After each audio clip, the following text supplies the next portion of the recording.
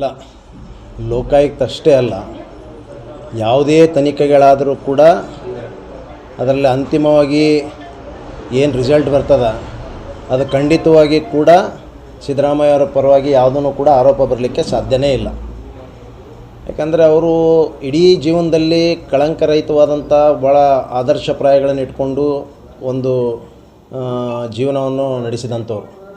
ಇವತ್ತು ಅಂಥವ್ರ ಮೇಲೆ ಎಲ್ಲೋ ಒಂದು ಕಡೆ ಬಿ ಜೆ ಪಿಯವರು ಉದ್ದೇಶಪೂರ್ವಕವಾಗಿ ಅವ್ರಿಗೆಲ್ಲೋ ಒಂದು ಕಡೆ ಅಧಿಕಾರದಿಂದ ಕೆಳಗಿಳಿಸಬೇಕು, ಅವರ ಒಂದು ಹೆಸರಿಗೆ ಕಳಂಕ ತರಬೇಕನ್ನುವಂಥ ದೃಷ್ಟಿಯಲ್ಲಿಟ್ಕೊಂಡು ಕೆಲವು ಆಗಲಾರ್ದಂಥ ತನಿಖೆಗಳನ್ನು ಕೂಡ ತನಿಖೆ ಮಾಡಿಸುವಂಥ ರೀತಿಯಲ್ಲಿ ಮಾಡಿ ಇವತ್ತು ಭಾಳಷ್ಟು ಪ್ರಯತ್ನ ಮಾಡ್ತಾಯಿದ್ದಾರೆ. ಅವ್ರಿಗೂ ಗೊತ್ತು ಅಂತಿಮ ಫಲ ಮಾತ್ರ ಇದು ಸಿದ್ದರಾಮಯ್ಯ ಅವರು ಇದರಲ್ಲಿ ಹಸ್ತಕ್ಷೇಪ ಇಲ್ಲ ಅನ್ನೋಂಥದ್ದು ಅವ್ರಿಗೂ ಗೊತ್ತು, ಎಲ್ಲರಿಗೂ ಗೊತ್ತು, ಇಡೀ ಜಗತ್ತಿಗೆ ಗೊತ್ತು. ಆದರೂ ಕೂಡ ಎಲ್ಲೋ ಒಂದು ಕಡೆ ಜನರ ಒಂದು ಏನು ಮನಸ್ಸನ್ನು ಬೇರೆ ಕಡೆ ಸೆಳೀಲಿಕ್ಕೆ ಇವರು ಈ ರೀತಿಯ ಕುತಂತ್ರಗಳನ್ನು ನಡೆಸಿದ್ದಾರೆ. ಇವತ್ತು ಬಹುಶಃ ಅವರಿಗೆ ಮುಖಭಂಗವಾಗಿದೆ. ಏನು ಲೋಕಾಯುಕ್ತ ರಿಪೋರ್ಟ್ನಲ್ಲಿ ಖಂಡಿತವಾಗಿ ಕೂಡ ಅವರ ಒಂದು ವರದಿಯ ಪ್ರಕಾರ ಇವತ್ತು ಅವರ ಒಂದು ಹಸ್ತಕ್ಷೇಪ ಇಲ್ಲ.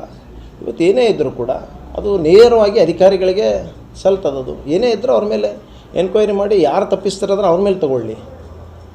ಇವತ್ತು ವಿನಾಕಾರಣ ಇವ್ರ ಮೇಲೆ ಈ ರೀತಿ ಗೂಬೆ ಕುಡಿಸುವಂಥದ್ದು ನಾವ್ಯಾರೂ ಕೂಡ, ನಾವಷ್ಟೇ ಅಲ್ಲ ಇಡೀ ರಾಜ್ಯದ ಜನರು ಯಾರೂ ಒಪ್ಪೋದಿಲ್ಲ. ಈಗ CBI ತನಿಖೆ ಮಾಡಬೇಕಂತ ಹೇಳ್ತಾರೆ ಸರ್. ಅಲ್ಲಿ ಈ 108 ತನಿಖೆಗಳು ಅವ್ರು ಮಾಡೋವಂಥದ್ದೇ ಅದೇ ಕುತಂತ್ರ, ಅವ್ರು ಬಿಟ್ಟರೆ ಬೇರೆ ಇಲ್ಲ. ಅವ್ರಿಗೆ ನಮ್ಮ ರಾಜ್ಯದ ನ್ಯಾಯಾಂಗದ ಮೇಲೆ ನ್ಯಾಯಾಂಗ ತನಿಖೆ ಮೇಲೆ ಅವ್ರಿಗೆ ಎಲ್ಲಿ ನಂಬಿಕೆ ಇಲ್ಲ. ಯಾವುದು ತನಿಖೆಗಳನ್ನು ಕೊಟ್ಟರೂ ಕೂಡ ಅಂತಿಮ ರಿಸಲ್ಟು ಇದೇ ಬರೋದು. BJP ಯಾವುದೂ ಪ್ರೂವ್ ಆಗೋಕ್ಕೆ ಸಾಧ್ಯನೇ ಇಲ್ಲ. BJP ನಾಯಕರು ಭಾಳ ಮಾತಾಡಿದ್ದಾರೆ ಸರ್. ಸಿದ್ದರಾಮಯ್ಯನವರು ಬರೀ ಕಪ್ಪು 40 ವರ್ಷ ರಾಜಕಾರಣ ಮಾಡಿದ್ದಾರೆ, ಮಸಿ ಹಚ್ಕೊಂಡು ರಾಜಕಾರಣ ಮಾಡಿದ್ದಾರೆ, ಕಪ್ಪು ಚುಕ್ಕೆ ಇಲ್ಲ ಅಂತೇಳಿ.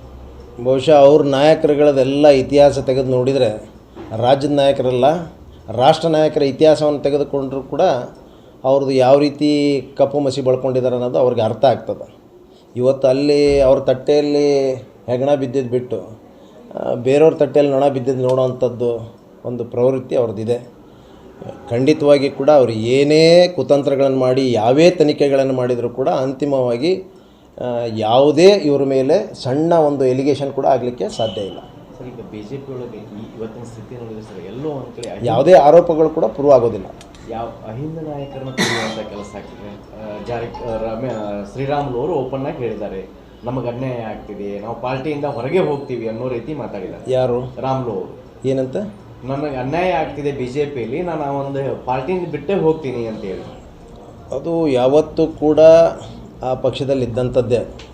ಆ ಪಕ್ಷದ ಸಿದ್ಧಾಂತನೇ ಬೇರೆ.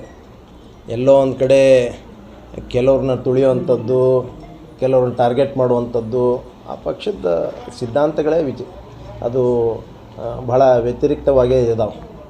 ಆ ನಿಟ್ಟಿನಲ್ಲಿ ಬಹುಶಃ ಆ ಪಾರ್ಟಿಯಲ್ಲಿ ಯಾರೂ ಕೂಡ ಬಹಳ ಧೈರ್ಯವಾಗಿ ಉಸಿರಾಡುವಂಥ ವಾತಾವರಣ ಅಲ್ಲಿಲ್ಲ.